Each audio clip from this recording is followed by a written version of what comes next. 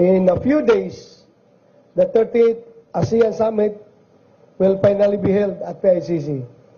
I know that our police units, particularly the NCRPO, prepared long and hard to ensure that this major event will be held without any untoward incident.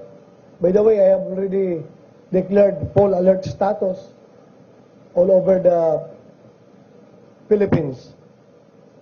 So, meaning kahit na hindi kayo involved, hindi kayo directly involved sa security ng ASEAN Summit, dapat accounted kayo palagi to be ready anytime pag kinakailangan yung physical presence ninyo to thwart any possible any developing situation.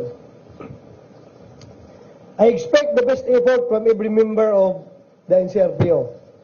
Once again, this is an opportunity for the PNP to shine in the international stage. Let us maintain our good record in successfully securing international events that are held in our country. We have done this in the previous APEC meetings and the Papal visit. And let us do it again on the forthcoming ASEAN Summit. On that note, congratulations again on the inauguration of your quartering building and for the good work you continue to do. Sabi nga natin, wherever NCRPO goes, there goes the whole PNP. So kayo yung